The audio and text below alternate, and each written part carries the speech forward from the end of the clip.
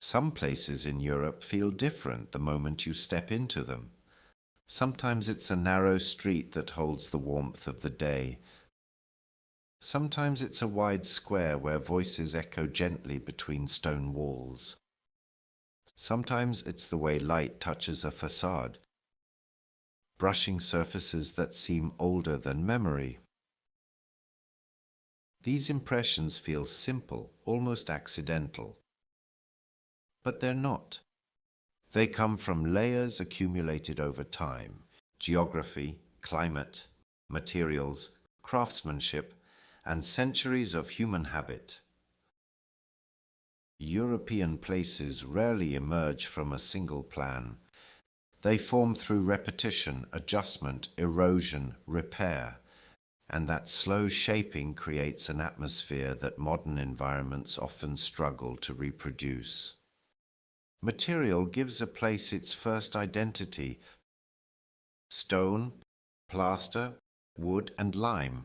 These elements appear again and again across the continent, not because they're romantic, but because they were practical, local, and sustainable long before the word existed. Mediterranean towns use pale stone and washed plaster to reflect heat.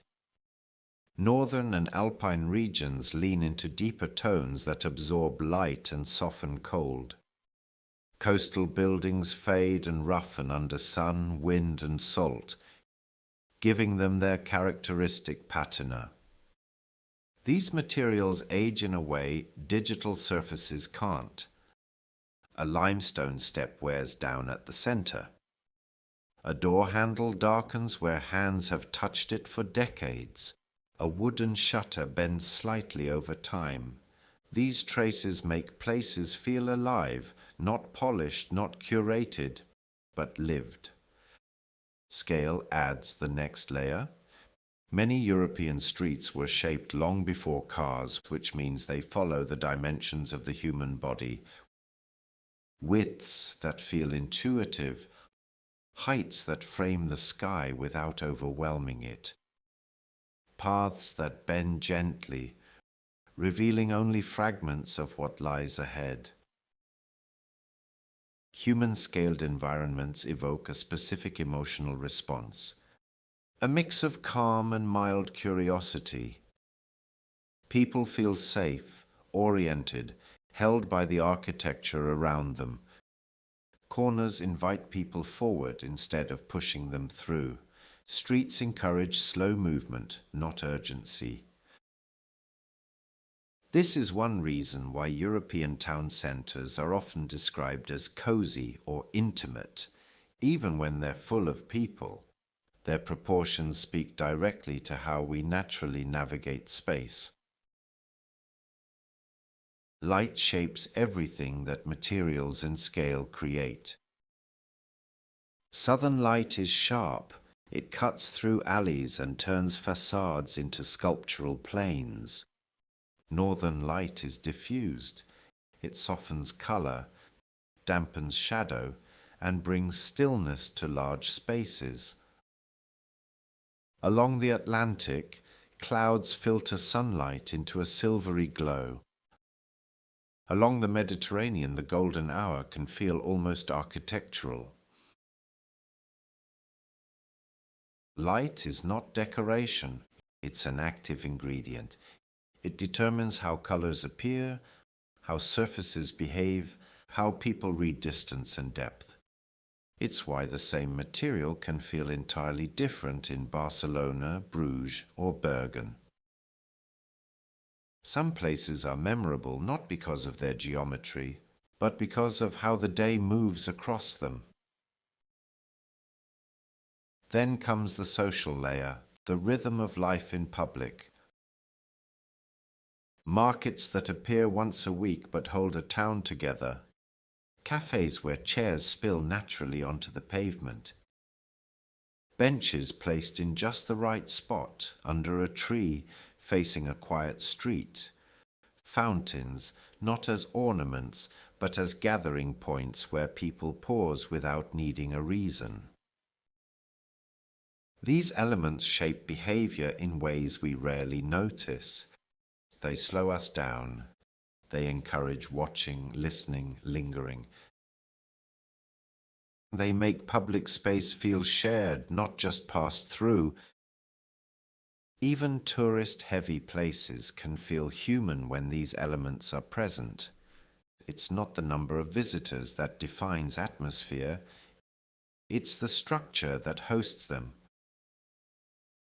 History adds another layer, but it works quietly.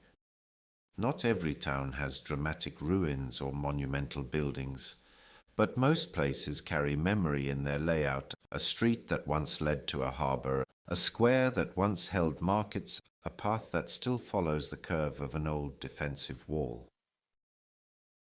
These traces give depth even when the past isn't visible at first glance. And people sense that depth even if they don't know the story.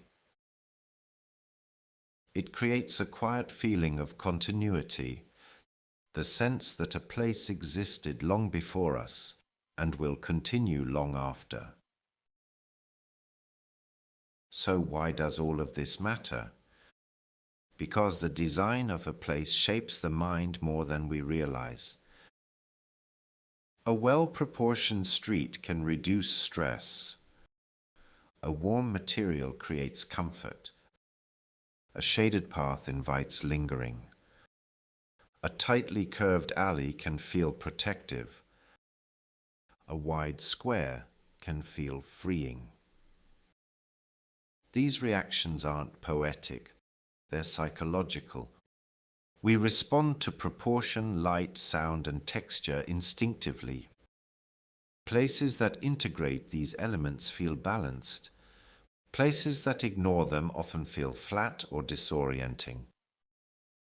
Understanding this helps explain why some European places stay with us long after we leave, even if the visit was brief or the setting was modest. These places work on several levels at once: sensory, architectural, social, historical. This channel looks at those layers, at the materials that define European spaces, at the shapes and scales that make a street feel welcoming, at the light that transforms color and shadow, at the social habits that grow around architecture, and at why certain places resonate while others remain forgettable. For those who want to explore real examples, the link to Port and Parlor leads to a curated collection of towns and cities across Europe. Not presented as travel hype, but as a quiet archive of spaces worth understanding. Europe is full of places that feel different, and those differences matter. They reveal how people and environments shape one another over time. This channel begins by exploring that relationship. Welcome to Port and Parlor.